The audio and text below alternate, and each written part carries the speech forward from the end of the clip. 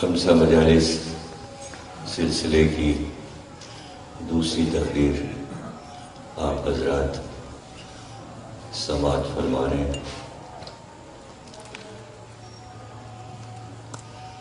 ذکر ہے اس ذات گرامی کا کہ کل عرض کر چکا تمہید میں کہ غیر پر ایمان لانا عین ایمان ہے، اور قرآن شروع ہی ہوتا ہے اس بات پر کہ غیر پر ایمان لاؤ، اور دین کی تمام چیزیں غیب میں ہیں، تمام فرشتے غیب میں ہیں، اور بہت سی ایسی چیزیں دنیا میں موجود ہیں کہ جو غائب ہیں، محسوس کی جا سکتی ہیں لیکن دیکھی نہیں جا سکتی، آنکھ سے نہیں دیکھ سکتے۔ تو سینکڑوں ہزاروں چیزیں دنیا میں موجود ہیں جن کو کسی نے نہیں دیکھا، اس لیے کہ وہ بے جان چیزیں ہوں یا جاندار چیزیں ہوں۔ ہر انسان یہ دعویٰ نہیں کر سکتا کہ اس نے ہر چیز دیکھی۔ مثلاً جیسے ہوا دکھائی نہیں دیتی، ہوا غیب میں ہے، محسوس کی جا سکتی ہے لیکن دیکھی نہیں جا سکتی۔ جیسے ہم پانی کو دیکھتے ہیں اس طرح ہوا کو نہیں دیکھ سکتے۔ جتنے بھی گیسز ہیں ہم ان کو نہیں دیکھ سکتے، سانس لے تو سکتے ہیں لیکن سانس کو دیکھ نہیں سکتے۔ اسی طرح ہر انسان میں روح موجود ہے لیکن ہم روح کو نہیں دیکھ سکتے۔ تو یہ کہہ دینا کہ غیب میں جو چیز ہے اس کا وجود نہیں ہے، غیب کے وجود کو ماننا پڑے گا جیسے جسم میں روح ہے، دیکھا نہیں لیکن یقین ہے کہ ہے، بس اسی طرح کا یقین رکھنا ہے اللہ پر بھی اور امام پر بھی۔ اللہ بھی غیب میں ہے اور امام بھی غیب میں ہے۔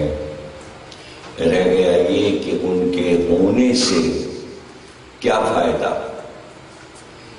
سوالات لوگ کرتے ہیں، سوالات کے جوابات دیے جاتے ہیں کہ اگر وہ ہیں تو کس طرح فائدہ پہنچا رہے ہیں امت کو، انسانوں کو۔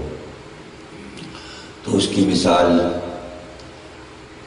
امام نے دی کہ وہ غیب میں ہوں گے لیکن ان سے سب کو فائدہ پہنچے گا۔ تو آپ نے فرمایا، امام نے فرمایا، معصوم نے فرمایا، 11ویں امام نے فرمایا کہ اس طرح میرا بیٹا ہوگا جیسے تم دیکھتے ہو کہ بادل چھا جاتے ہیں، ابر چھا جاتے ہیں اور سورج بادلوں کے پیچھے چھپ جاتا ہے، سورج نظر نہیں آتا لیکن روشنی رہتی ہے، اندھیرا نہیں ہو جاتا۔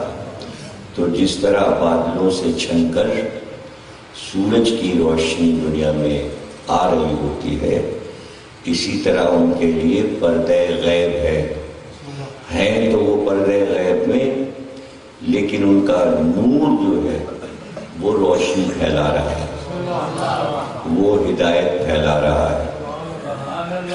ہدایت ظاہر ہے کہ یہ تو سب کو معلوم ہے کہ 1,24,000 انبیاء آئے تو انسانوں نے کتنی ہدایت حاصل کی، کیا سیکھا؟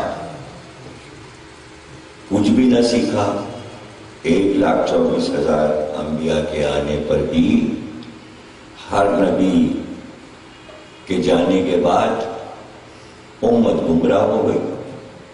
کسی نبی کے یہاں نہیں ملتا کہ ہزاروں ہوں حق پر چل آئے اور اکثریت بت پرست رہی. اور یہ دلیل کسی کتاب سے دینے کی ضرورت نہیں ہے، کسی حوالے کی ضرورت نہیں ہے. یہ سامنے کی بات ہے کہ جس طرح چاہے اس بات کو ہر ایک سمجھ لے کہ ایک نبی آیا ہدایت کے لیے، تو جب وہ آ گیا تو پھر دوسرے کی کیا ضرورت ہے؟ دوسرے نبی کی کیا ضرورت ہے؟ حضرت نوح آ گئے، جب وہ چلے گئے تو پھر دوسرا نوح آیا. اس کے معنی کہ قوم گمراہ تھی اور گمراہ رہی. ہر دور میں تیسرے نبی کی، پھر چوتھے نبی کی، پھر پانچویں نبی کی، یہاں تک کہ 1,00,000 کی ضرورت پڑی. تو 1,00,000 کی تعداد یہ بتا رہی ہے کہ انسان کبھی بھی سدھرے ہی نہیں. مسلسل انسان گمراہ رہے. اس کی وجہ کیا ہے کہ ایک نبی آتا تھا، وہ سب بتاتا تھا، سکھاتا تھا، سب مان لیتے تھے. جو گمراہ ہوتے تھے ان پہ عذاب آ جاتا تھا، جو اچھے تھے وہ بچ جاتے تھے، اور پھر نبی کا انتقال ہو جاتا تھا. جیسے ہی نبی کا انتقال ہوتا تھا تو جو وہ اچھے تھے وہ بھی خراب ہو جاتے تھے. یہ کیسی بات ہے؟ وہ بھی بت پرستی کرنے لگتے تھے. پھر ایک اور نبی کی ضرورت پڑتی تھی کہ اب تم جاؤ اور ان کو صحیح کرو اور سیدھا کرو. یعنی نبی کے انتقال کے بعد امت پھر گمراہ ہو جاتی تھی. تو اب ظاہر ہے آخری نبی جس کے بعد اب نبی ہی نہیں آنا، تو اب اللہ کیا کرے گا؟ اور یہ بتایا اللہ کو کہ ہر نبی کے بعد امت گمراہ ہو جاتی ہے. اور یہاں سلسلہ ختم ہو رہا ہے. 1,24,000 انبیاء آ چکے. اب آخری نبی کے بعد کوئی نبی نہیں آئے گا، تو اب اللہ کیا کرے گا؟ اس لیے آخری پیغمبر نے کہا کہ کہیں ایسا نہ ہو کہ تم میرے بعد گمراہ ہو جاؤ. کہا کہ نہیں کہا؟ یہ لفظ کہا کہ نہیں کہا؟ کیوں کہا؟ پتا تھا کہ گمراہ ہو جائیں گے، ورنہ کہنے کی کیا ضرورت ہے؟ یہ کیوں کہا کہ لاؤ قلم اور کاغذ لاؤ تاکہ میں تمہارے لیے ایسی چیز لکھ دوں تاکہ میرے بعد تم گمراہ نہ ہو جاؤ.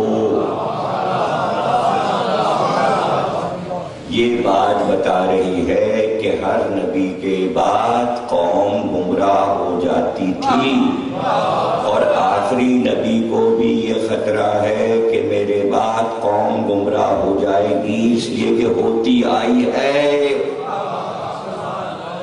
تو اب آخری نبی کے بعد کوئی نبی نہیں آئے گا. اس لیے نبی نے کہا کہ لاؤ میں لکھ دوں، کچھ ایسا لکھ دوں کہ جس کی وجہ سے تم گمراہ نہ ہو. تو امت نے کیا کہا؟ امت نے کہا لیجئے یہ قلم ہے، یہ کاغذ ہے، لکھ دیجئے. کیا یہی ہوا نا؟ زور سے بولیے. نہیں ہوا نا؟ نہیں ہوا نا؟ امت نے قلم کاغذ نہیں دیا نا؟ اور رسول اللہ نے کیا کہا تھا؟ اگر میں نے لکھ دیا تو تم گمراہ نہیں ہو.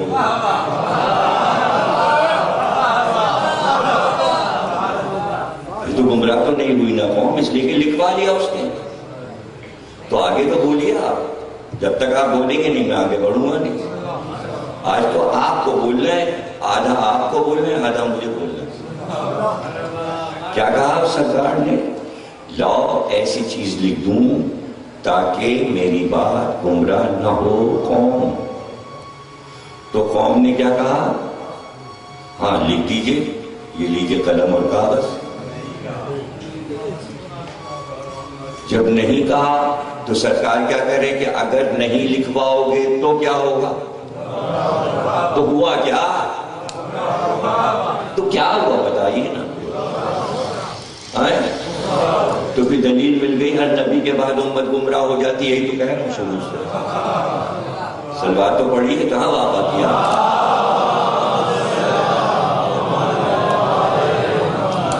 تو آپ کو افسوس ہے اس بات پہ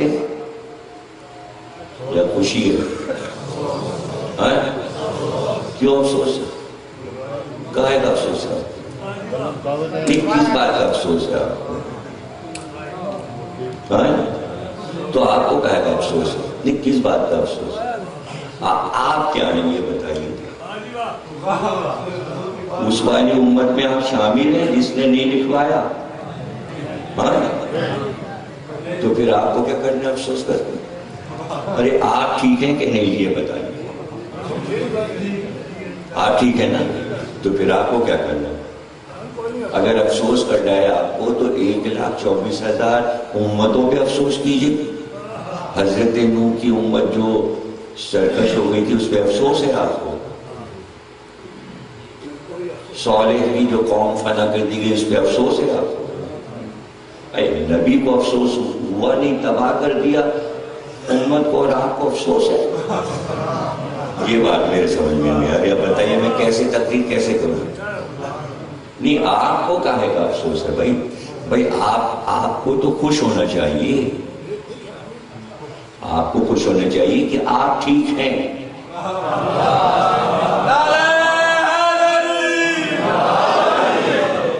آپ کو کہے گا افسوس؟ افسوس آپ کو اس پر ہونا چاہیے کہ نبی کا کہا نہیں مانا گیا.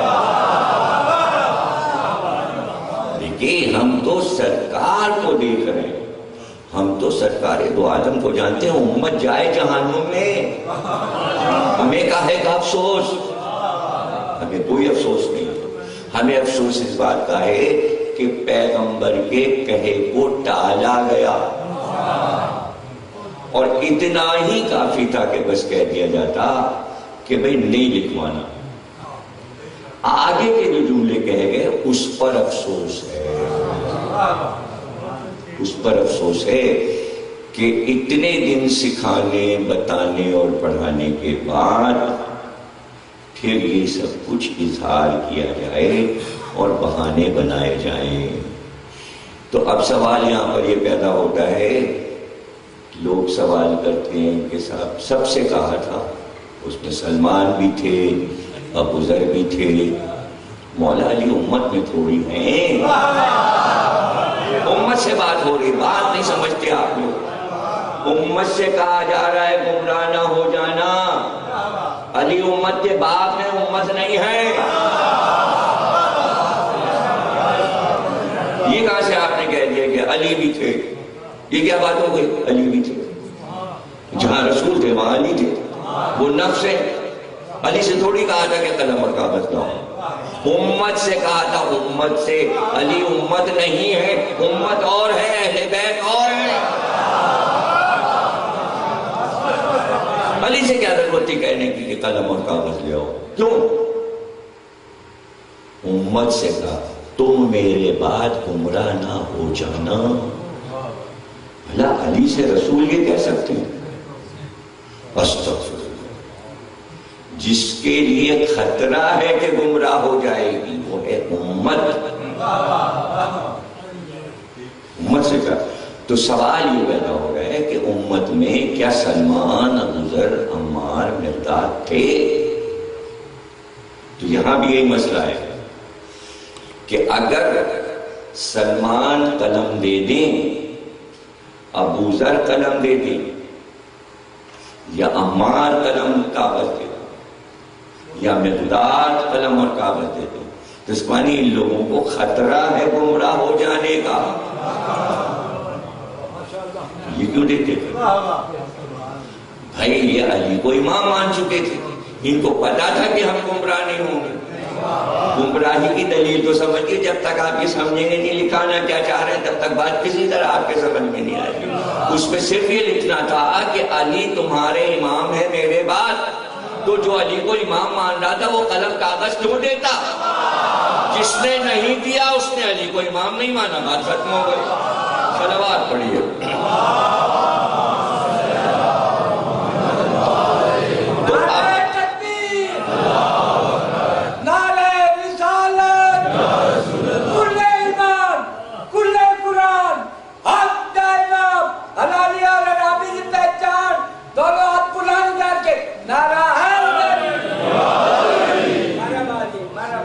تو آپ سمجھ گئے نا کہ مسئلہ صرف امامت کا تھا، کہ نبی کے بعد امامت کو شروع ہونا ہے، اور یہ سب کو معلوم تھا۔ کتنی حدیثیں آپ کو یاد ہیں علی کے بارے میں؟ بتائیے، منہ سے بولی۔ ارے اگر آپ کو 4 معلوم ہے، 5 معلوم ہے، یاد کر کے بتائیے، جلدی جلدی سب لوگ بتائیے کتنی حدیثیں یاد ہیں آپ؟ بتائیے، کوئی بولے 4 5 10 کتنی یاد ہیں آپ؟ 2 1 کہنے میں شرم نہیں، 1 بھی کہو گے تب بھی جنتی ہو۔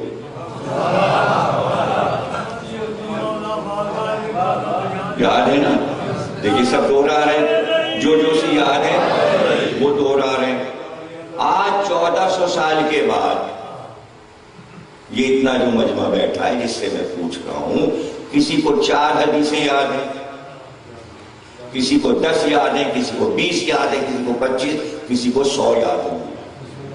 مولانا کو تو کئی ہزار یاد ہوں گی نا، بچوں کو بھی 1 2 یاد ہوں گی، منقول تو مولا تو سب کو یاد ہوگی نا۔ تو 1400 برس گزر گئے، مجمع میں سے ہر آدمی کو 5 5 6 6 حدیثیں معلوم ہیں۔ تو وہ امت جو وہاں اس وقت بیٹھی تھی جس سے رسول کہہ رہے تھے قلم کاغذ دے دو، کیا وہ حدیثیں انہوں نے نہیں سنی ہوں گی؟ ان کو بھی یاد ہوں گی نا؟ سمجھ گئے نا؟ تو جب ان کو یاد ہوں گی تو یہ ساری حدیثیں انہیں پتہ ہوں گی کہ رسول نے کہا میرے بعد علی امام ہے۔ سب کو معلوم ہوگا، جب آپ کو معلوم ہے تو ان کو بھی معلوم ہوگا۔ کہا ہوگا یہ امام مبین ہے، یہ بھی ان کو معلوم ہوگا۔ یہ اولی الامر ہے، یہ بھی ان کو معلوم ہوگا۔ غدیر میں سب تھے، علی تمہارا مولا ہے یعنی حاکم ہے، یہ بھی سب کو معلوم ہے۔ تو سب کو معلوم تھا نا کہ کیا لکھیں گے؟ نہ دینا یہ بتا رہا ہے کہ سب کو معلوم تھا کہ کیا لکھیں گے۔ اگر ان کو یہ معلوم ہوتا کہ یہ لکھیں گے کہ میرے بعد پابندی سے نماز پڑھتے رہنا، تو فوراً قلم کاغذ دے دیتے۔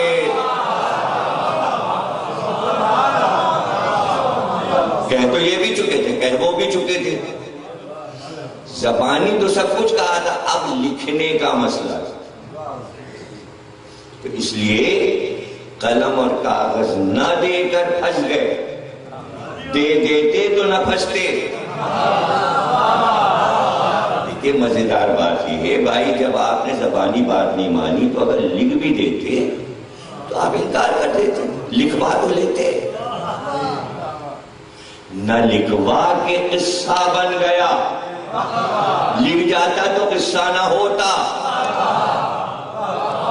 دیکھیں قصہ جب مشہور ہوتا ہے کہ جب کوئی ٹریجڈی ہو جائے،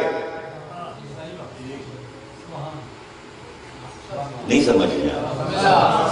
اگر گیلانی خط لکھ دیتے تو ہنگامہ نہ ہوتا،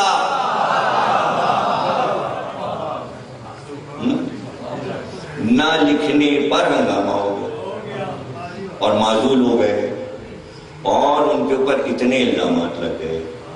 سمجھ گئے نا؟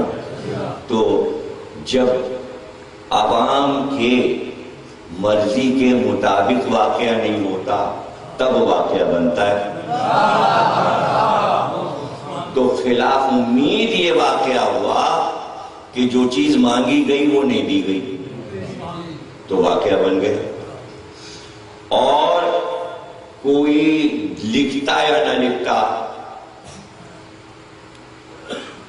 تاریخ کو، واقعے کو نہ لکھے، اللہ نے بہت پہلے بتا دیا تھا یہ ہونے والا ہے،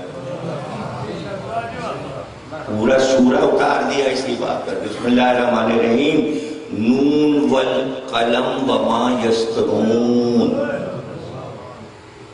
نون اور قلم کی قسم اور اس تحریر کی قسم جو لکھی جانے والی ہے۔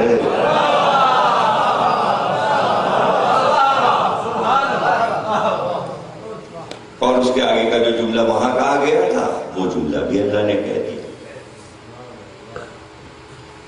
کہ آپ کے اوپر رب کی نعمتیں اتنی ہیں کہ اس کے سبب سے آپ دیوانے نہیں ہیں۔ رب کا بھی مجنون، آپ دیوانے نہیں ہیں۔ تو قلم کاغذ سے دیوانگی کا کیا رشتہ ہے؟ تو پہلے یہ سورہ آ گیا، تو جو ہونے والا تھا اللہ نے سب قرآن میں اتار دیا۔ اگر آپ قرآن اگر غور سے پڑھیں آپ تو قیامت تک کی باتیں لکھی ہیں کہ قیامت میں کیا ہوگا، وہاں کا بھی معاملہ سارا لکھا ہوگا۔ تو جناب علی نہ لکھنا وبال جان بن گیا، نہ لکھوانا، نہیں لکھوایا ٹھیک ہے، آرام سے کہہ سکتے تھے، قلم کاغذ دے دیتے اور جملہ یہ کہتے کہ سرکار آپ کو تو لکھنا پڑھنا ہی نہیں آتا، قلم کا معاملہ۔ تو اس وقت یہ جملہ کسی کو نہیں یاد آیا کہ آپ کو لکھنا تو آتا نہیں، آپ قلم کیوں مانگ رہے ہیں؟ اس کے معنی سب کو پتا تھا کہ قلم کاغذ نہ تو لکھ دے گا، تو اس کے معنی جانتے تھے کہ لکھنا آتا ہے، پتا چل گیا ہے ان کو کہ لکھنا آتا ہے۔ مشہور یہی تھا کہ لکھنا نہیں آتا، یہ پتا کیسے چلا ان کو؟ کبھی لکھا ہی نہیں سرکار نے، وہی تو دوسرے لوگ لکھتے تھے، اسی لیے دوسرے لوگ زیادہ مشہور ہیں، کاتبانے وہی، سرکار خود تو نہیں لکھتے تھے آیات اور سورے، ان کو کیسے پتا چل گیا کہ لکھ دے گا اگر دے دیا قلم کاغذ؟ کیسے پتا چل گیا؟ ان کو پتا چل گیا 7 ہجری میں صلح حدیبیہ کے وقت کہ جو دستخط تھے، تو وہاں پر جب مولا علی نے لکھا تحریر صلح نامہ، تو انہوں نے کہا کہ بھئی یہ کیا لکھا ہے؟ محمد اللہ کے رسول ہے، ہم اگر اللہ کے رسول ان کو مانتے تو جھگڑا کیا تھا؟ اسی پہ تو جھگڑا ہے۔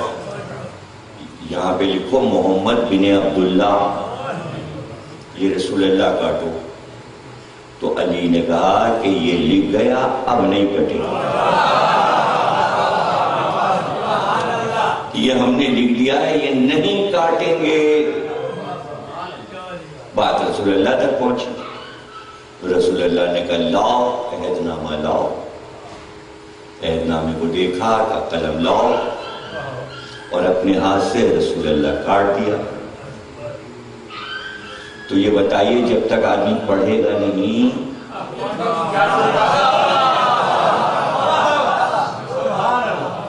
تو اس کے معنی سرکار کو پڑھنا بھی آتا تھا اور لکھنا بھی آتا تھا۔ اب یہ کہ کبھی لکھا نہیں اور کبھی پڑھا نہیں، تو اس کو یوں بھی کہہ سکتے ہیں کہ یوں لکھتے ہیں حدیث میں کہ اللہ نے اپنے نبی کو نہ لکھنا سکھایا نہ پڑھنا سکھایا، اس طرح لکھا جاتا ہے۔ اس طرح بھی کہہ سکتے تھے کہ کبھی لکھا نہیں اور کبھی پڑھا نہیں، اس میں بے ادبی نہیں ہے۔ تو بہت سی چیزیں ایسی ہوتی ہیں جو غیب میں ہوتی ہیں اور دوسروں کو پتہ نہیں ہوتی. جتنے لوگ یہاں بیٹھے ہیں ماشاءاللہ سے سارے لوگ بیٹھے، ہر ایک کو کوئی نہ کوئی کام آتا ہوگا نا. ہم کو نہیں معلوم،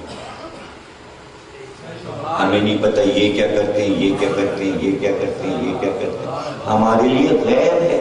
آپ کو جو کچھ علم آتا ہے وہ ہمارے لیے غیب ہے، اور ہمیں جتنے کام آتے ہیں وہ آپ کو نہیں معلوم ہے نا. وہ آپ کے لیے کیا، سب ایک دوسرے کے لیے غیب رکھ کے جی رہے ہیں، اور ایک امام غیب کو نہیں ماننے کے لیے. سمجھیں نا. تو نبی کا نہ لکھنا غیب میں تھا، نبی کا نہ پڑھنا غیب میں تھا. اس کے معنی یہ نہیں کہ آتا نہیں. تو اب یہاں پر یہ پتا چلا، عقل سے پتا چل گیا کہ حکم الہی یہ تھا کہ لکھنا نہیں، حکم الہی یہ تھا پڑھنا نہیں. یہ کہنا غلط ہے کہ نہ لکھنا سکھایا اس نے نہ پڑھنا سکھایا. جو خود مجسم قلم ہو،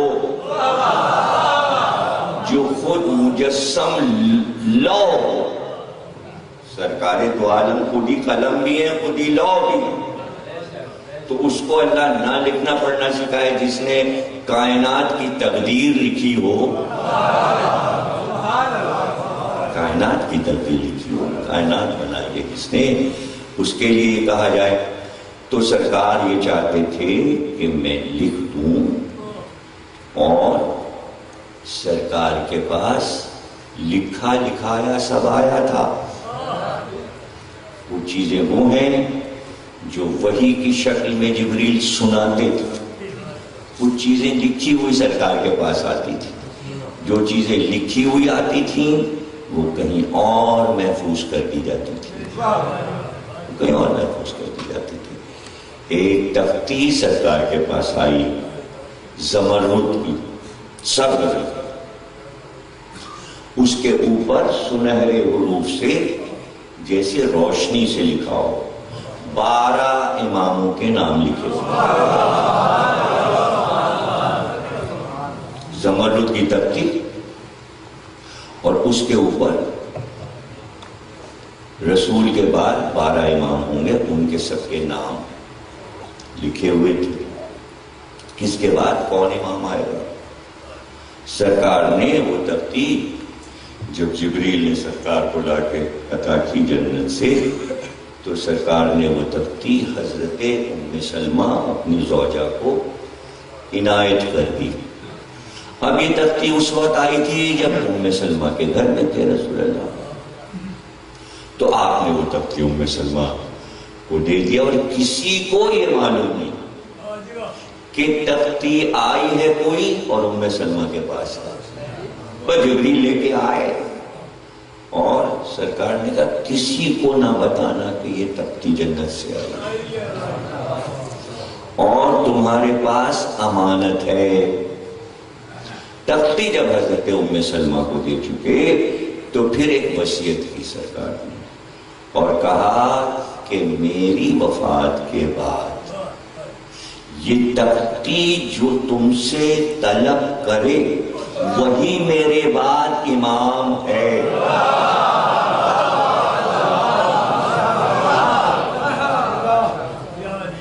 وہی امت کا حاکم ہے، وہی ولی ہے اللہ کا.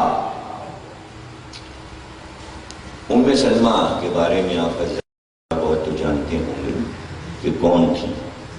حضرت ام سلمہ سرکار دو عالم کی پھوپھی عاتقہ نام تھا ان کا، حضور کی پھوپھی، ابو طالب کی بہن، عبداللہ کی بہن، علی کی بھی پھوپھی ہیں، نبی کی بھی پھوپھی ہیں، عاتقہ بی بی ان کی بیٹی ہیں، یعنی رسول کی پھوپھی کی بیٹی.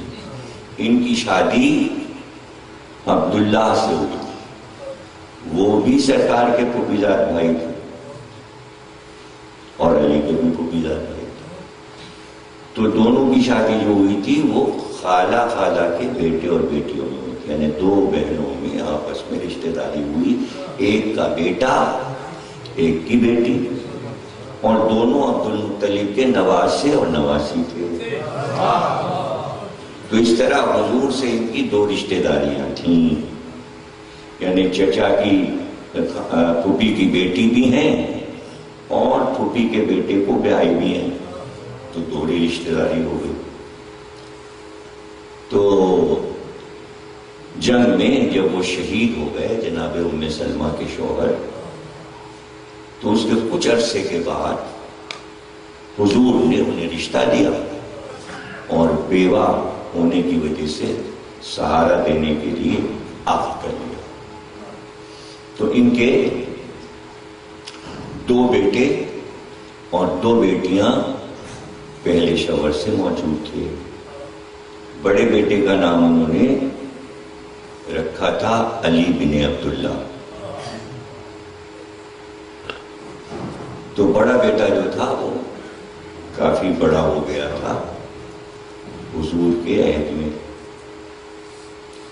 تو جب مولا علی کا دور آیا تو ام سلمہ کے ہی بیٹے کو بحرین کا گورنر بنایا مولا علی نے، اس لیے کہ ام سلمہ نے اپنے بچوں کو معرفت آل محمد سکھائی تھی.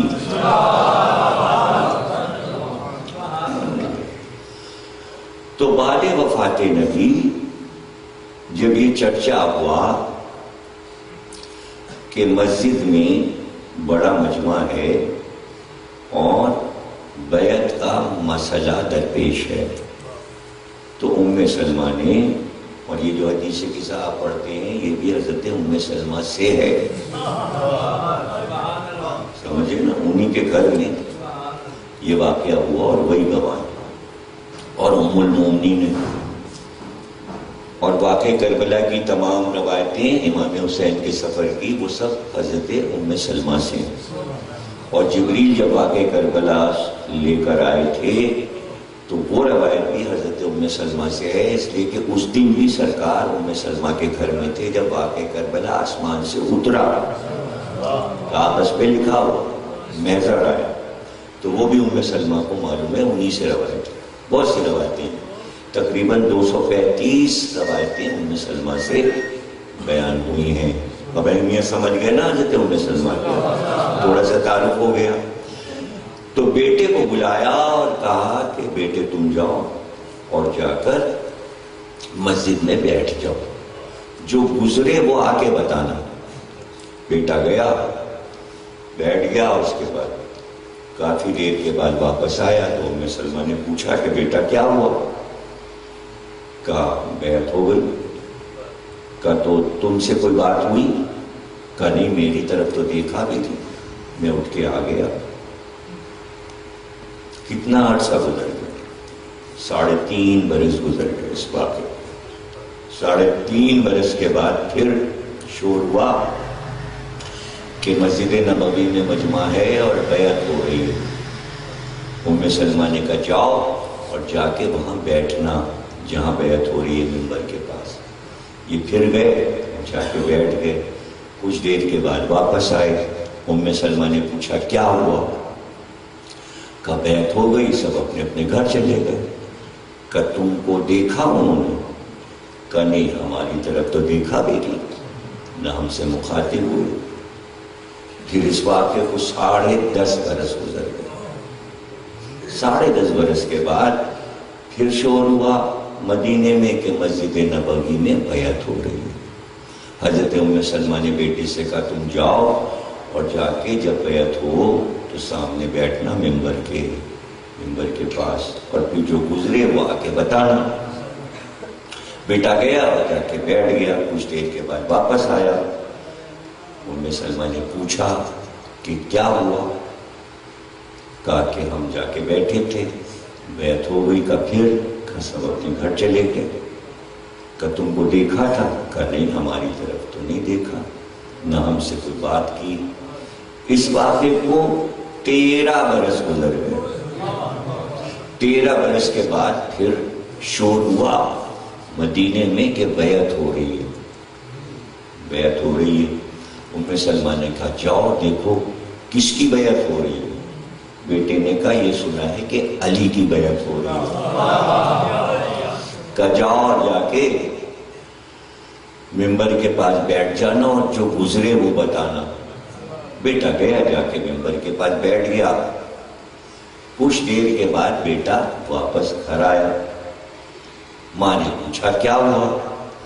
کہا ماں میں گیا تھا, بڑا مجمع تھا, لوگ ایک دوسرے پر گرے پڑ رہے تھے, ہر ایک چاہتا تھا کہ بڑھ کے علی کی بیعت کرے.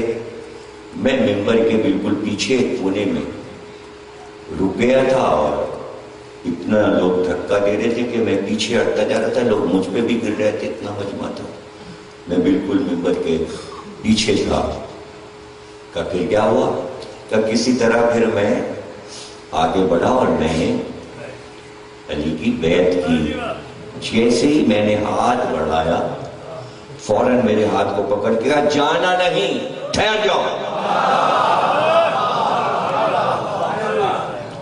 کہا پھر کیا ہوا؟ کہا میں رکا رہا, بیعت ہوتی رہی.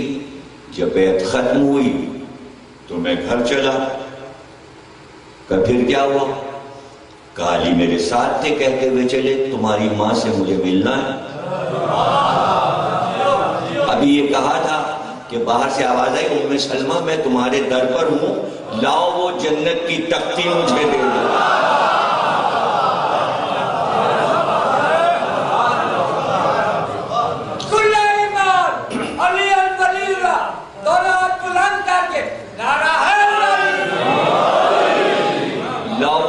مجھے دے دو جس پر میرا نام لکھا ہے اور میرے نائبین کے نام لکھے ہیں. میرے نام سے لے کر میرے آخری فرزند مہدی تک کا نام لکھا ہے. تو یہ تو میں نے ایک منزل آپ کو تاریخ کی سنا دی کہ کس کس طرح رسول اللہ نے یہ بات سمجھا دی تھی کہ میرے بعد امامت ہے. قرآن پورا بھرا پڑا ہوا ہے امامت کی گفتگو پہ. حدیثیں بے شمار, یعنی بعض حدیثیں تو وہ ہیں کہ جو ایسا لگتا ہے کہ جیسے انجانے میں غلطی سے بخاری اور مسلم میں آ گئی, غلطی سے آ گئی. مثلا ایک حدیث ہر کتاب میں آ گئی سرکار کی, میرے بعد 12 امام ہوں گے جو سب کے سب قریش سے ہوں گے. لیکن چونکہ لفظ قریش آیا تھا تو سب نے, مسلم نے بھی, انہوں نے بھی کہ اس میں آل محمد کا نام نہیں ہے, یہ لکھ لو.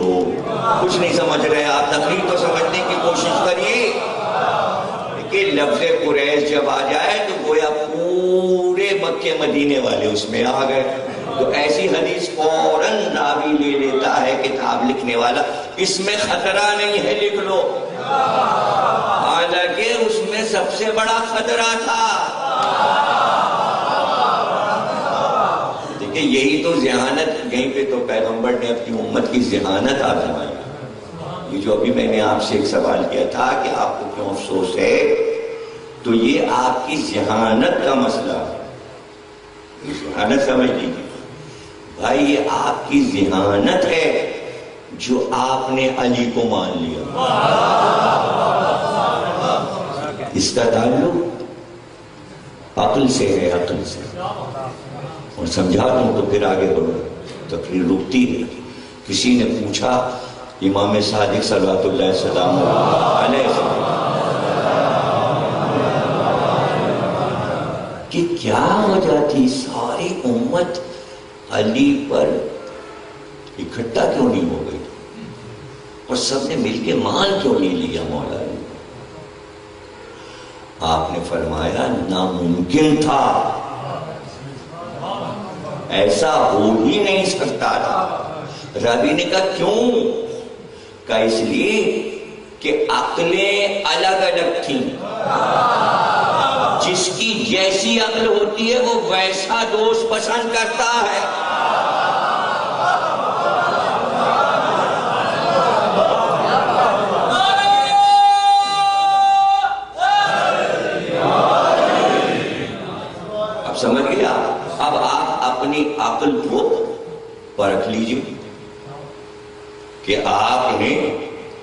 علی کو مانا تو اس کے معنی آپ کی عقل کا امتحان وہاں ہو چکا، آپ گواہی دے چکے تھے تو وہاں بھی آپ کی عقل کام کر رہی تھی، وہ جہاں عقل اول کی دنیا ہے وہاں کی بات ہو رہی، تو پھر یہاں بھی آپ نے اقرار کیا۔ یہی ذہانت ہے۔ ذہانت یہ ہے کہ ایسے کو پسند کیا جائے جس میں پھنسنے کا امکان نہ ہو۔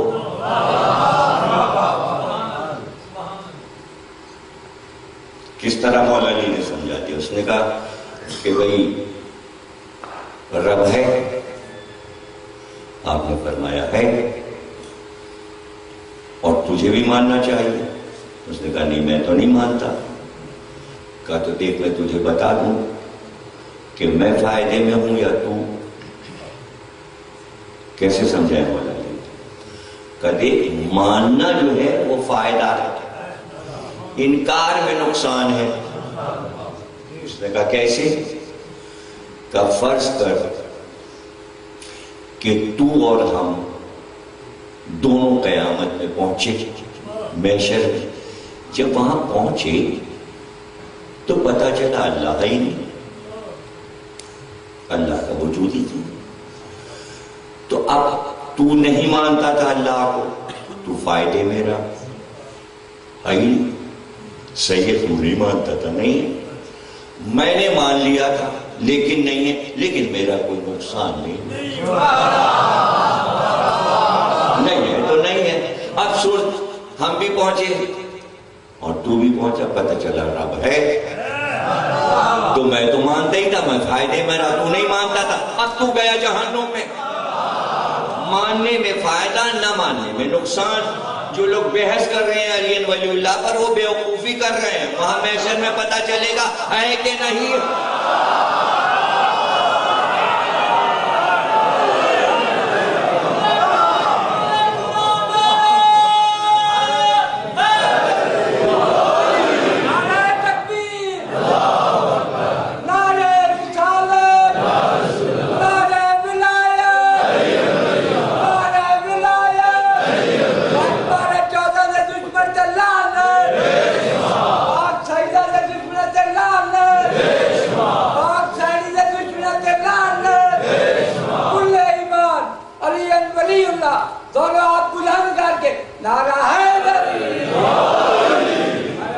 اچھا تو سنیے بھائی، نماز تو سب کو پڑھنی ہے امام کے پیچھے۔ پہلا دن جب ہوگا تو پہلی نماز پڑھیں گے نا، جب عیسیٰ پڑھیں گے تو آپ نہیں پڑھیں گے، امام پڑھیں گے۔ جو لوگ تشہد میں علی ولی اللہ پڑھتے ہیں وہ بھی پہنچے، اور جو نہیں پڑھتے وہ بھی پہنچے۔ فرض کیجئے معاذ اللہ امام مہدی نے جب نماز پڑھائی تو تشہد میں علی ولی اللہ نہیں پڑھا، تو وہ لوگ خوش ہو گئے جو نہیں پڑھتے تھے، دیکھا ہم اسی لیے نہیں پڑھتے تھے، امام نے بھی نہیں پڑھا۔ اب جو پڑھتے تھے وہ بھی فائدے میں رہے، اس لیے کہ ان سے امام یہ کہہ نہیں سکتے کہ تم علی کا نام کیوں لیتے تھے۔ بارہواں پہلے پہ تنقید نہیں کر سکتا ورنہ وہ امام نہیں ہے۔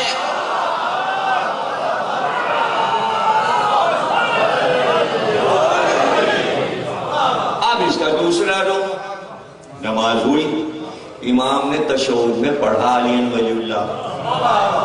اب جو نہیں پڑھتے تھے وہ بتائیے جماعت سے بھاگیں گے یا بیٹھے رہیں گے؟ اور جو پڑھتے تھے وہ مزے میں رہے، وہ دیکھیں گے، دیکھا یہی کہتے تھے، یہی کہتے تھے۔ تو بھائی امام وہی نے تو یہ کہا ہے کہ نماز ہوتی ہی نہیں علی کے بغیر، تو خود امام علی کے بغیر نماز کیسے پڑھا دیں گے؟ اور امام تو آ ہی رہے ہیں شہادت کے لیے، شہادت کے لیے آ رہے ہیں۔ کوئی ہم کو یہ سمجھا دے کہ امام مہدی تشہد میں علی ولی اللہ نہیں کہتے، ہم اسی دن مان لیں گے۔ یہ بات ہم اسی دن مان. کسی میں ہمت ہے تو یہ لکھ دے کتاب میں، امام تو نماز پڑھتے ہیں نا، تو کون سی پڑھتے ہیں؟ کون سی پڑھتے ہیں؟ تو کیا امام تشہد میں علی ولی اللہ نہیں کہتے ہوں گے؟ نہیں، ان پہ واجب ہے کہنا. انہیں بار بار شہادت اور گواہی دینا ہے علی ولی اللہ کی. مہدی کہتے ہی اسے ہیں جو ولایت علی کی گواہی کے لیے آئے. وہ تو روکے ہی اس لیے گئے ہیں کہ وہی آ کے گواہی دیں گے اور سب کو سمجھائیں گے اور سب کا دماغ صحیح کریں گے. سارا مسئلہ ولایت علی کا ہے. آپ کیا سمجھ رہے ہیں امام کیوں ہیں غیب میں، اور آنے کے بعد کام کیا ہے ان کا، اور کس بات پہ جنگ ہوگی، کس بات پر فتوحات ہوگی، عدل کیسے قائم ہوگا؟ عدل کیسے قائم ہوگا؟ عدل امامت کے ذریعے قائم ہوگا. امامت کا پہلا امام علی ہے. کوئی جملہ سن لیجئے کہ امام نے فرمایا، پوچھا راوی نے کہ آپ لوگوں کو کس شرط پر امامت ملتی ہے؟ تو امام نے فرمایا کہ ہم کو معرفت زہرا پر امامت ملتی ہے. اگر معرفت زہرا نہ ہو تو وہ امام نہیں ہو سکتا. تو جب ولایت فاطمہ اتنی ہے تو ولایت علی.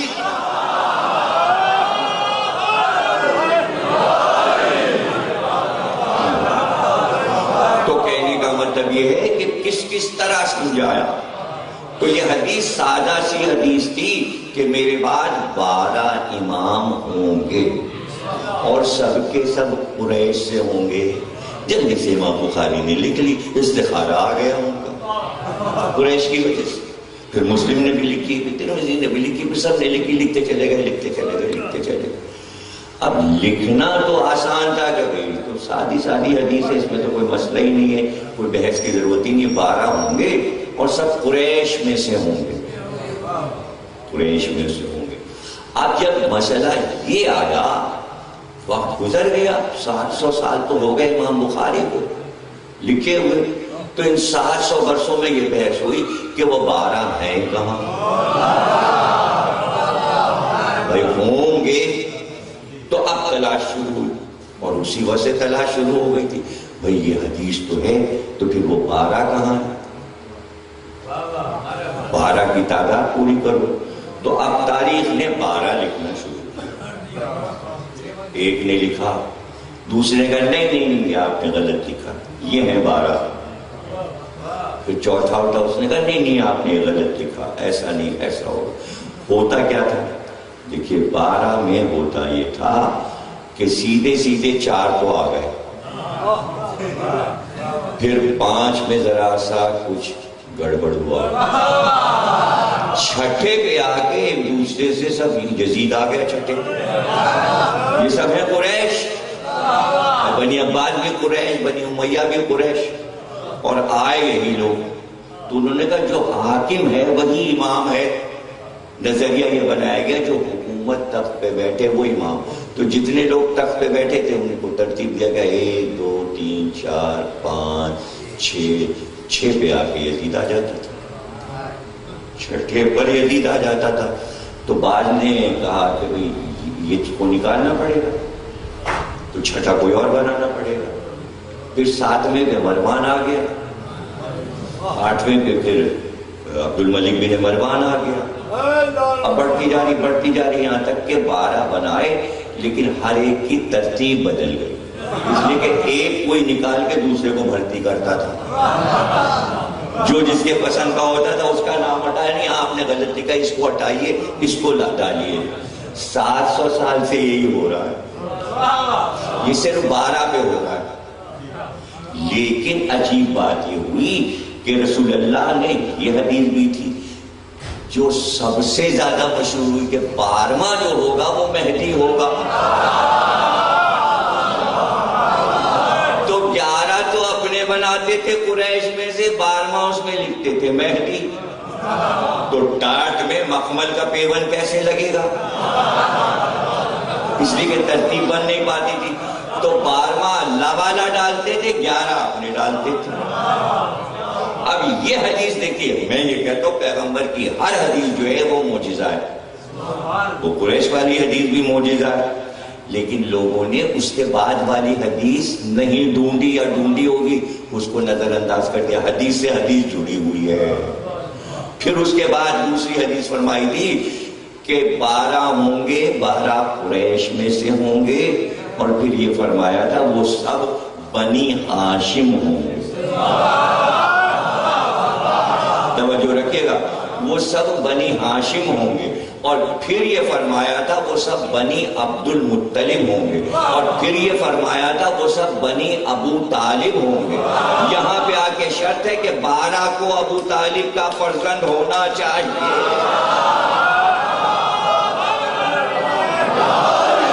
توجہ رکھیے گا، اس کے بعد یہ حدیث آئی کہ 12واں جو ہوگا وہ مہدی ہوگا، تو مہدی کوئی بھی بن جاتا۔ اب ایک قریش میں سے مہدی بھی ایک خلیفہ بنی عباس میں ہوا، ہادی اور مہدی دونوں خلیفہ موجود ہیں، تو اس مہدی کا نام ڈال دیتے۔ نہیں، اس حدیث کے ساتھ ایک اور ٹکڑا سرکار نے بڑھا دیا کہ مہدی جو ہوگا میری نسل میں ہوگا۔ چلیے، تو وہ کہتے بھائی کہ یہ بھی نسل میں ہے، بہت سے لوگ نسل میں بن جاتے ہیں، لیکن رسول اللہ نے اس کی بھی گنجائش نے رکھی۔ شرط کیا لگائی؟ سب سے کڑی شرط یہ لگائی کہ مہدی فاطمہ کا بیٹا ہوگا، میری بیٹی کا بیٹا ہوگا۔ تو آج تک نقلی مہدی نہیں بن پا رہا، اس لیے کہ شرط یہ ہے کہ فاطمہ زہرا کا پوتا ہو۔ تو یہ سرکار کی حدیثیں جو ہیں یہ سب معجزہ ہیں، اور اسی سلسلے میں امام کی حدیثوں کے سلسلے میں جتنی امامت کے بارے میں آپ نے فرمائی، اس میں یہ حدیث بھی ہے، جس نے اپنے زمانے کے امام کو نہیں پہچانا وہ جاہلیت کی موت مر گیا۔ اس میں کسی کا کوئی نام نہیں ہے، لیکن یہ حدیث معجزہ بنی ہوئی ہے کہ جتنے عہد گزر چکے، اس عہد کے مورخین یہ تو بتا دیں اس دور کا امام کون تھا، آیا جاہلیت کی موت سے لوگ بچ گئے یا نہیں بچ گئے۔ اب میں آپ کو سناتا ہوں کہ کہاں پر کیا مسئلہ درپیش ہوا۔ مسئلہ دیکھیں، سرکار کی حدیث معجزہ، ہر حدیث معجزہ۔ اگر میں صرف یہ پڑھنا شروع کروں کہ سرکار کی ہر حدیث معجزہ کیسے ہے، جس نے اپنے زمانے کے امام کو نہیں پہچانا وہ جاہلیت کی موت مر گیا۔ جاہلیت کی موت یعنی جہنم گیا۔ اب اس کا بچنے کا کوئی سوال ہی نہیں ہے کہ کوئی اللہ اسے کسی طرح معاف کر دے گا، نہیں، معاف نہیں ہو۔ اور سب نے یہ حدیث لکھی جاہلیت والی۔ تو اب جناب عالی آپ دیکھیں کہ بیچارے بھولے بھالے لوگ، کیسی امتیں، کچھ تو نادان ہوتے ہیں، کچھ کو وہ نادان بنا دیتا ہے شیطان، گمراہ کر دیتا ہے، ورغلا دیتا ہے۔ تو لوگ کہ ہاں معاف کر دیجئے، بیچارے سیدھے لوگ تھے، شیطان نے بہکا لیا۔ تو اسی دن کے لیے ایک ایک لمحے کے لیے حدیث کہی سرکار نے کہ میرے بعد گمراہ نہ ہونا۔ یہ حدیثیں کاہے گشکورے میں سنت سنت سنت سنت کانفرنس ہو رہی ہے، حدیثیں ہی تو سنت ہیں۔ سنت کس کا نام ہے بتائیے؟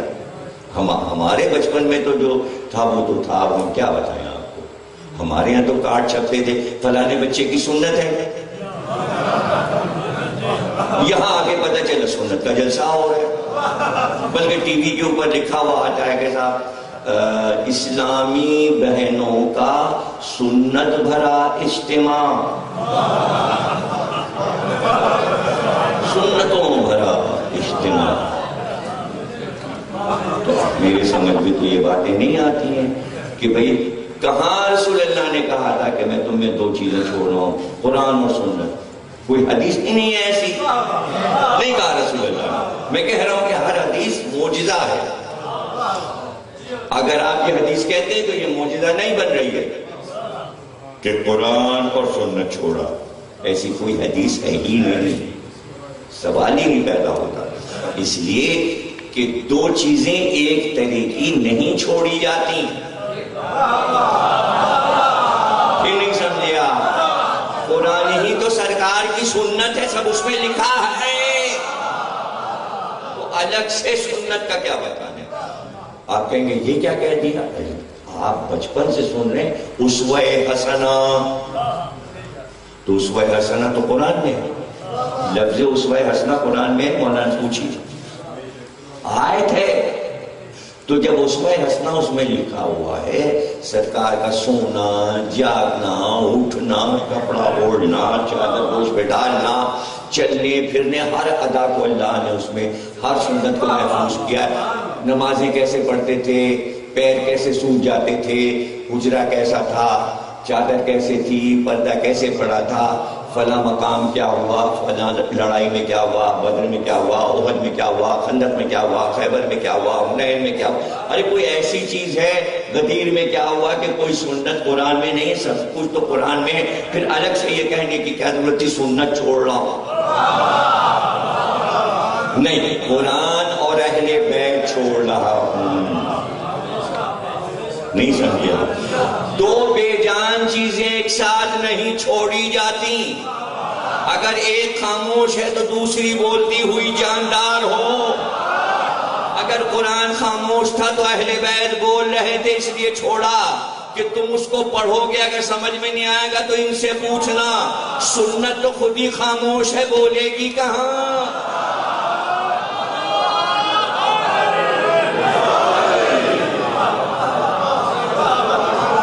سمجھے نا؟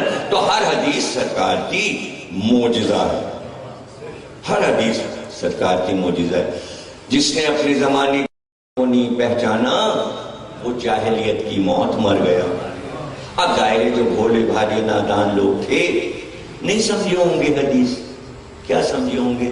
اور انہوں نے یہ حدیث بھی پڑھی ہوگی کہ بھئی 12 ہوں گے میرے بعد اور قریش میں سے ہوں گے. تو انہوں نے کہا ٹھیک ہے، یہ قریش ہیں، قریشی، اور یہ بھی قریشی، اور یہ بھی قریشی، اور علی بھی قریشی. علی بھی قریش تھے، قریش میں سے علی بھی تھے.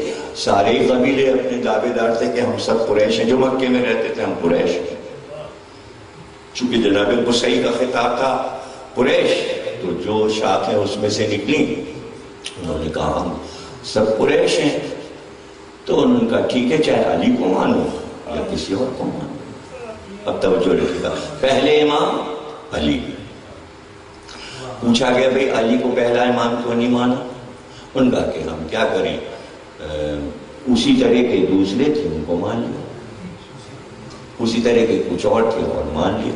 ٹھیک ہے، بہت اچھا کہ آپ نے مان لیا، تو اچھی بات ہے، مان لیا. پھر اس کے بعد دوسرے امام ہمارے امام حسن. پھر ان کا دور آ گیا، بھائی آپ نے مانا امام حسن کو؟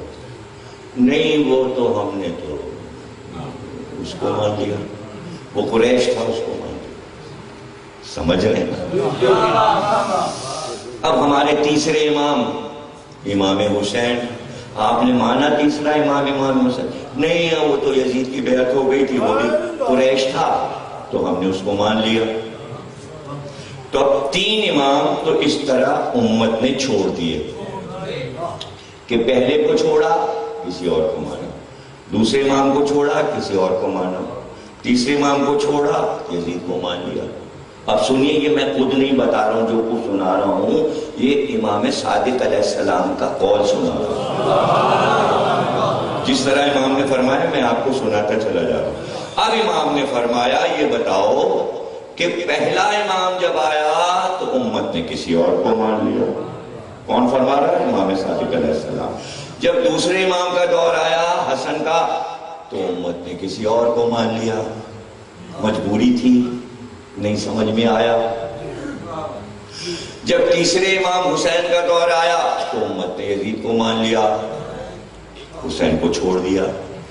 اب یہ بتاؤ کہ حسین، امام صادق پوچھ رہے ہیں، سب بیٹھا مجمع، امت بیٹھی ہے مدینے میں اور امام پوچھ رہے ہیں، امام حسین کی شہادت کے بعد یزید مر گیا۔ جب یزید مر گیا تو مسلمانوں کو پریشانی ہوئی، یزید کے بعد کوئی خلیفہ نہیں ملا اور تخت خالی پڑا رہا، اور صرف روئے زمین پر ایک ہستی تھی، وہ تھے میرے دادا سید الساجدین۔ بھئی توجہ نہیں کریں، امام کا لفظ معجزہ ہوتا ہے، معصوم کا لفظ، اور مجھے تو اس میں بڑا لطف آتا ہے۔ پچھلے سال چوتھے امام کی شہادت کے دن یہ پوری حدیث میں نے ٹنڈو جام میں پڑھی، تابوت اٹھنے والا تھا، سندھی جو کہ اردو بہت کم جانتے ہیں بڑا مزہ لے رہے تھے، حالانکہ پنجابی بہت زیادہ اردو جانتے ہیں سندھی سے زیادہ، تو آپ کو بھی ذرا سا ہلنا چاہیے اس پر، امام کے بیان پہ پھر توجہ سے سنیے تاکہ سمجھ میں آ جائے۔ امام فرما رہے ہیں کہ علی جب پہلے امام تھے تو کوئی اور موجود تھا، چلو ہو گئی غلطی، کہ غلطی ہو گئی دوسرے کو مان لیا، جب حسن تھے غلطی ہو گئی کسی اور کو مان لیا، جب حسین تھے ہو گئی غلطی کسی اور کو مان لیا، جب سید سجاد ہوئے زمین پر تھے نہ کوئی بنی امیہ تھا نہ کوئی بنی عباس تھا، نہ خالی پڑا تھا نہ کوئی خلیفہ تھا نہ کسی کا امام تھا، صرف سید سجاد تھے۔ امام نے فرمایا اس وقت اگر امت سید الساجدین پہ اکٹھا ہو جاتی تو پھر بھی جہنم سے بچ سکتی،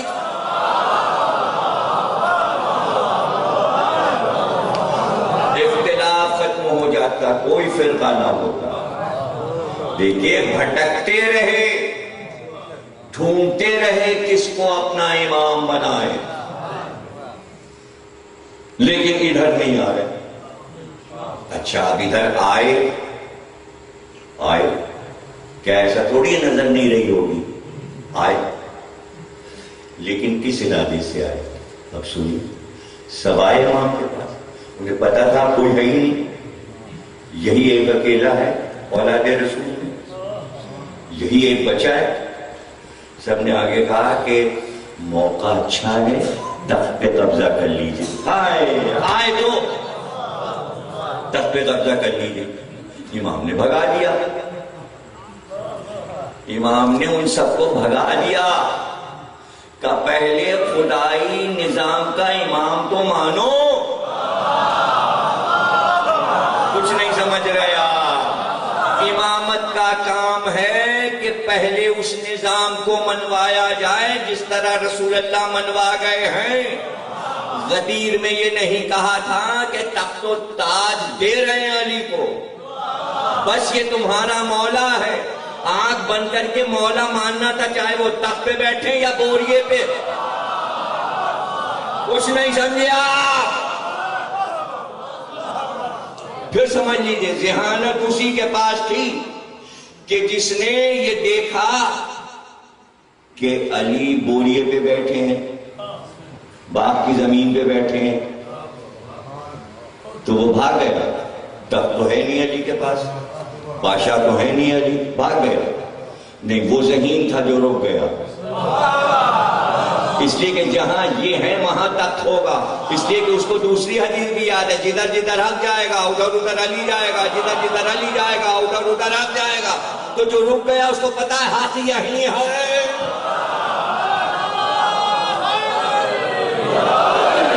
تو اسی ذہانت پہ آپ رکے ہیں، آپ زمانے کے ساتھ کیوں نہیں چل رہے ہیں؟ اس لیے کہ آپ کو یقین ہے کہ علی کو ماننے میں حق ہے۔ یہ حدیث دنیا میں کسی اور کے لیے رسول نے نہیں کہی کہ جہاں وہ ہوگا وہاں حق ہوگا، جہاں حق ہوگا وہاں وہ ہوگا، یہ صرف علی کے لیے ہے۔ تو جب علی کے لیے ہے تو علی اگر کچی زمین میں باغ میں بیٹھے ہیں تب بھی حق علی کے پاس ہے، اور گھر کے بوریے میں بیٹھے ہیں تو حق علی کے پاس ہے، اور جہاں حق نہیں ہے تو حق نہیں ہے۔ صرف حق کرنے سے حق نہیں ہوتا، اس کو کہتے ہیں ہو حق کے معنی ہنگامہ کرنا، اور صرف حق علی کے ساتھ ہے۔ سمجھ رہے نا؟ تو اب یہاں پر سرکار نے ایک حدیث سے دوسری حدیث کو جوڑ دیا. جاہلیت کی موت ہو گئی، اس لیے ضروری ہے اب یہ حدیث آ کے آپ کے زمانے پر ایسے واضح ہوتی ہے کہ فریم کر کر کے لگائیے. کون سی حدیث؟ یہی والی. جس نے اپنے زمانے کے امام کو نہیں پہچانا وہ جاہلیت کی موت مر گیا. اگر تاریخ کے اعتبار سے مان لیا جائے کہ امام بہت سے ہوئے اور ہوئے، ابھی عرض کرتا ہوں بہت سے ہوئے، آج کہاں؟ یہ سوال صرف دنیا سے آپ کر سکتے ہیں، کسی کی مجال نہیں ہے کہ یہ سوال اٹھا سکے کہ اگر سرکار کی حدیث یہ ہے جس نے اپنے زمانے کے امام کو نہیں پہچانا وہ جاہلیت کی موت مر گیا، تو 72 یا 73 فرقے کوئی یہ نہیں بتا سکتا کہ اس وقت سب علم کی موت مر رہے ہیں، ایمان کی موت مر رہے ہیں، یا جاہلیت کی موت مر رہے ہیں. اس حدیث پر جواب تو دے دیں کہ سب کا امام اس وقت کون ہے؟ سعودی عرب میں ہے، یمن میں ہے، لیبیا میں ہے، لبنان میں ہے، پاکستان میں ہے، افغانستان میں ہے، یا امام کعبہ ہے؟ کون ہے؟ پتا تو چلے، اعلان تو ہو کہ اس وقت سب کا امام کون ہے. صرف آپ فخر سے کہہ سکتے ہیں ہمارا امام امام مہدی ہے جو غیب میں ہے.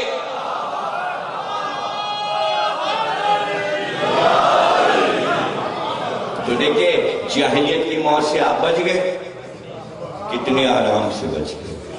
تو جاہلیت کی موت سے جیسے ہی بچے ویسے ہی سامنے قرآن کی آیت میں آ کے آپ کی مدد کر دی. یوم ندعو کل اناس بامامہم، ہم بلائیں گے قیامت کے دن ہر امت کو اس کے امام کے پیچھے.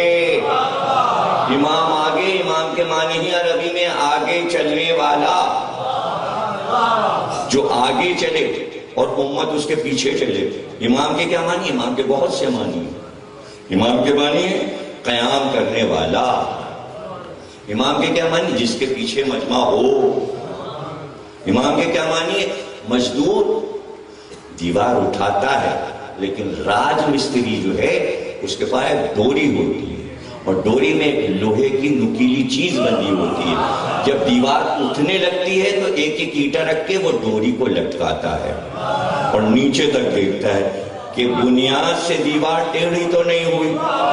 تو وہ ڈوری امام کہلاتی ہے. امام نہ ہو تو دین کی عمارت ٹیڑھی ہو جاتی ہے.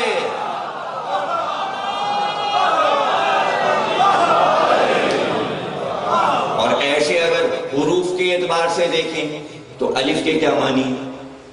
الف کے کیا معنی؟ الف کے معنی ہے قیام. یہ آپ نے لکھا الف قیام سیدھے. اور میم کے کیا معنی؟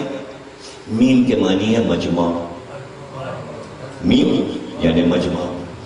تو جس لفظ میں الف آ جائے گا ہر وہ لفظ قیام کے معنی ہے. میم جس لفظ میں آ جائے گا اس میں مجمع. بغیر مجمع کے نہیں ہوگا. ہے نا مشکل؟ ذرا سا آپ مجھے منہ دیکھ رہے ہیں بھائی، آپ آزمانے کے لیے جو میم کا لفظ ہے وہ دوہرا دیجیے. معنی خود ہی آپ کو معلوم ہے. یہ تو میں نے آسان بات بتائی آپ کو. جس لفظ میں میم ہے وہ لفظ دوہرائیے. دوہرائیے. امت میم آیا، امت معنی مجمع. ابھی کوئی لفظ آپ بھائی میم کے لفظ اب کیا بھول گئے آپ سارے؟ دوہرائیے جلدی سے. محرم میم آیا مجمع. محرم آیا مجمع ہوا. بڑا مجمع ہوا، جلوس کا مجمع ہوا کہ نہیں ہوا؟ یقین نہیں آ رہا آپ کو، میم پر یقین نہیں آ رہا. محمد حمد کا مجمع، تعریفوں کا مجمع.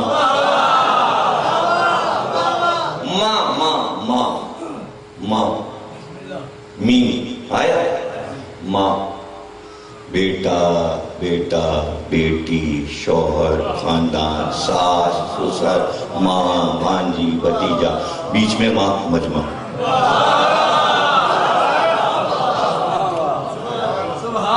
جو لفظ جہاں میم آیا اس میں اجتماع ضروری ہے امام میں 2 میم آئے ہیں اور 2 الف آئے دوہرا قیام ہے اور دوہرا مجمع ہے ایک مجمع وہ ہے جو حقیقی مجمع ہے ایک مجمع وہ ہے جو ایسے ہی پیچھے امام مہدی کے لگ جائے گا مسلمانوں کے امام آ گئے چلو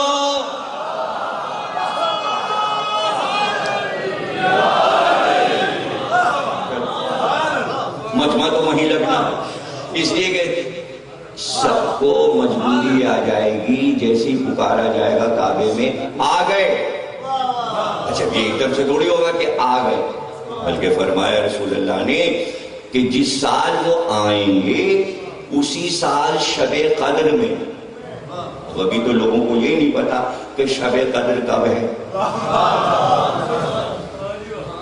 شب قدر خود ہی غیب میں ہے تو قرآن میں کہہ رہا وَمَا أَدْرَاكَ مَا لَيْلَةُ الْقَدْرِ تمہیں ادراک ہی نہیں ہے کہ شب قدر ہے کیا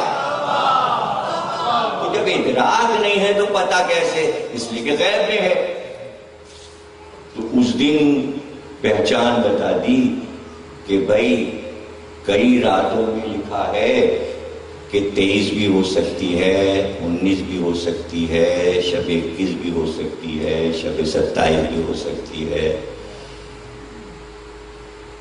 تو ہمیں کیا پتا کون سی ہے شب قدر لیکن پہچان بتا دی سرکار نے کہ جو شب قدر ظہور سے پہلے والی آئے گی اس میں آدھی رات کو جبریل کی آواز آئے گی کہ ان کا ظہور ہو گیا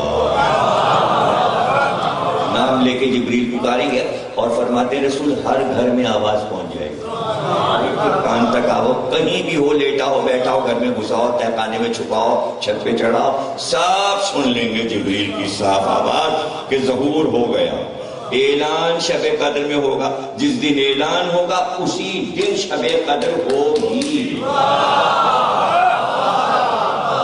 اسی دن شب قدر ہوگی تو اب رمضان شوال ذیقعد اور ذیلحج تو اب آخر مہینے میں ہی ہے شب قدر یعنی 20 کے بعد ہی ہوگی اس سے پہلے تو ہونے کا امکان نہیں اس لیے کہ صاف صاف کہہ دیا ہے حدیث میں بھی اور قرآن میں بھی کہ آخری 10 دنوں میں تلاش کرو تو شروع کے 20 دنوں میں تو کوئی تلاش کرے گا 10 3 10 ہے نا ہر مہینے میں تو شروع کے 2 10 جو ہیں اس میں تو نہیں آخری 10 دنوں میں ہے یعنی 20 کے بعد سے ہی کہیں پر ہوگی تو اسی میں اعلان ہوگا تو اب اس میں 5-6 دن وہ جوڑ لیجیے رمضان ختم ہو گیا شوال 1 مہینہ ذیقعدہ دوسرا مہینہ ذیلحج 3 مہینے یہ ہو گئے 10 دن محرم کے اور 5 دن اور رکھ دیجیے 3 مہینے 15 دن کے بعد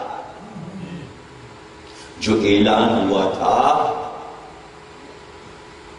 وہ ظاہر ہو جائے گا اس لیے کہ وہ مدینے سے چل کے خانہ کعبہ میں پہنچ چکے ہوں گے وہ شب عاشور مدینے سے چلیں گے عاشور کے دن خانہ کعبہ میں پہنچ جائیں گے اور شان یہ ہوگی فرمایا سرکار نے کہ میں دیکھ رہا ہوں سرکار والا فرماتے ہیں میں دیکھ رہا ہوں کہ میرا بیٹا خانہ کعبہ کی دیوار سے پشت لگائے بیعت لے رہا ہے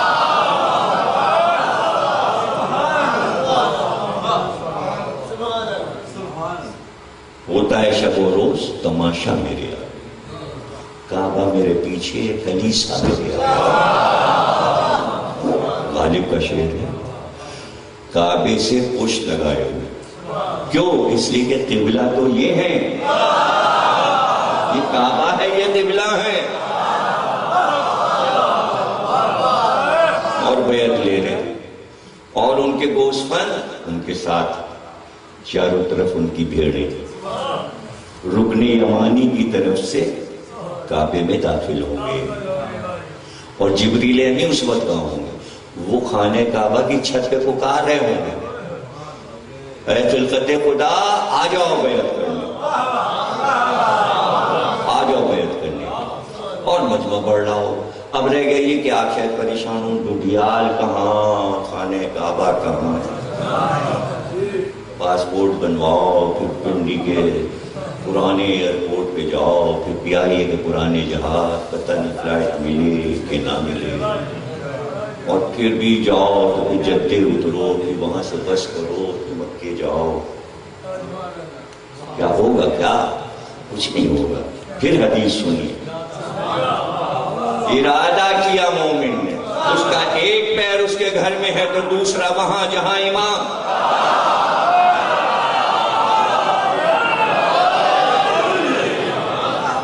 ارادہ کیا اور وہاں پہنچا۔ اور صرف اتنا نہیں کہ وہ وہاں ظہور کر چکے اور یہ یہاں ارادہ کر رہا میں پہنچوں، نہیں، مومن اپنی ہتھیلی اٹھائے گا تو امام کو دیکھ رہا ہوگا۔ تو اللہ آپ کے ہاتھوں کو بھی سلامت رکھے، آپ کے پیروں کو بھی، کہ جن ہاتھوں پہ ظہور کی تصویر دیکھیں گے اور وہ پیر مبارک جو وہاں پہنچیں گے، تو مومن تو خود ہی مبارک ہے۔ اور جسے امام بلا لے، کیا کہنا، اللہ آپ کے گھروں کو آباد رکھے، آپ کو خوش رکھے، اور بحق محمد اور آل محمد، اور جس کا ذکر ہے سرکار کا، ولی عصر کا، جن کے عہد میں ہم جی رہے ہیں اور سانس لے رہے ہیں، کہ وہ ہمیں قبول کر لیں مومن کی صورت میں، اور وہ ہمیں اپنا کہتے ہیں۔ بس ہماری زندگی کے لیے سب سے بڑا انعام یہ ہے اور نعمت یہ ہے کہ وہ اپنا کہہ کے پکاریں۔ اور ظاہر ہے کہ ہمیں قدر کرنی چاہیے اپنے امام کی۔ میں تو سمجھتا ہوں کہ یہ زوار صاحب نے جو کارنامہ کیا ہے کہ کسی کے تصور میں ہی نہیں آیا کہ 5 مجلسیں سرکار کی بھی رکھی جائیں کہ ان کی ولادت ہے، تو اس کو آپ لوگ ہلکا نہ سمجھیں۔ یہ ان کو بغیر بشارت کے یہ کام نہیں ہو سکتا تھا، ورنہ کوئی اور کر لیتا۔ بھائی ہمارے کراچی میں نہیں ہوتا، وہاں بڑے کروڑوں پیسے والے لوگ پڑھیں، لیکن کسی نے کبھی یہ توجہ نہیں کی کہ ظہور اور ولادت کے موقع پہ 5 محفلیں رکھیں۔ ایک ایک تو سب رکھتے ہیں، لیکن پنجتن کے نام پہ 5، مہدی کے لیے 5، تو ان کے لیے خصوصی دعا حضرات کہتی ہے کہ اس طریقہ ایک ہم میں موجود ہے کہ جو ہمیں توجہ دلاتا ہے۔ تو اس مومن بھائی کی بھی قدر کیجئے کہ جو یہ کر رہا ہو، یہ قدر والی بات ہے۔ یقین کیجئے کہ اتنی گرمی میں تصور نہیں تھا، 1 سال جب میں آیا تھا کہ پھر نہیں آؤں، لیکن یہ سوچ کے یہ 3رے سال آیا کہ زوار صاحب کر رہے ہیں تو کیا ان کے اوپر وہی ہوئی ہے وہ کر رہے ہیں، وہی کریں؟ نہیں، سب کو اس میں حصہ لینا چاہیے۔ تو اس لیے میں آ گیا کہ میں ان کے ساتھ حصہ لوں، ایسا نہ ہو کہ امام ان سے تو خوش ہیں اور جو ان کا ساتھ نہیں دے رہے ہیں ان سے ناراض ہو جائیں، اس ڈر کے مارے آ گئے۔ ہاں بھی ہو سکتا ہے زوار صاحب بند کر دیں پروگرام تو پھر اطمینان ہو جائے گا، لیکن یہ بند نہیں کریں گے، مجھے معلوم ہے یہ بند نہیں کریں گے، اس لیے کہ میں بھی انہی منزلوں سے گزرتا رہتا ہوں کہ کوئی پروگرام اگر رکھ دیا 30 برس پہلے تو ہر سال سوچتا ہوں اب کی بند کر دوں، لیکن پھر دل گواہی رہتا پھر شروع کیوں کیا تھا۔ تو میں سمجھتا ہوں کہ یہ مثال ہے کہ نئی نسل کے لیے سکھایا ہے انہوں نے کہ آپ کیجئے، آپ امام زمانہ کا کر رہے ہیں، آپ کچھ اور کیجئے، اور اس میں دیکھیے پیسے ویسے کے خرچے کا لحاظ تو کرنی نہیں چاہیے۔ یہ بھی میں آپ کو بتا دوں کہ ادھر آپ نے نیت کی کہ میں یہ کام اہل بیت کے لیے کروں گا، وہ قرضہ نہیں کسی کا رکھتے، وہ خود ہی سب بھجوا دیتے ہیں۔ جس کو یقین ہو وہ یقین کرے، جسے یقین نہیں وہ یقین نہ کرے۔ اور پھر یہ کتنی بڑی خدمت ہے کہ ان محفلوں کے ذریعے سب کے عقیدے باندھ کے رکھے جا رہے ہیں۔ تو یہ ثواب بھی زوار صاحب کو ملے گا کہ بھائی سب کے عقیدے مستحکم کیے گئے اور اس کو اور مضبوط کیا گیا ان محفلوں کے ذریعے. تو ان کے لیے خصوصی دعا کیجیے کہ اللہ انہیں صحت کلی عطا فرمائے اور یہ انشاءاللہ اسی طرح پروگرام کرتے رہیں، سجاتے رہیں. اور تمام مومنین کے لیے مل کے دعا کیجیے کہ جو جہاں بھی مومن ہے مصیبتوں اور بلاؤں سے محفوظ رہے، اور اگر کوئی خدا نہ کرے بیمار ہے مومن تو اللہ اسے شفائے کاملہ عطا فرمائے. حج و زیارات سے تمام مومنین کو اللہ مشرف فرمائے. جو بے روزگار ہیں انہیں رزق عطا فرمائے، جو برسر روزگار ہیں ان کے رزق میں وسعت فرمائے. ہمارے قبلہ و کعبہ مولانا تشریف فرمائے جو روزانہ تقریبی فرماتے ہیں اور آپ کے لیے عبادتوں کا اہتمام بھی کرتے ہیں. ان کے لیے بھی دعا کیجیے اللہ ان کو تمام فکروں اور مصیبتوں سے دور رکھے، انہیں خیر و برکت عطا فرمائے، ان کی عمر اللہ دراز کرے. باقی امام زمانہ اللہ امام زمانہ کا ظہور فرمائے اور ظہور میں تاجیل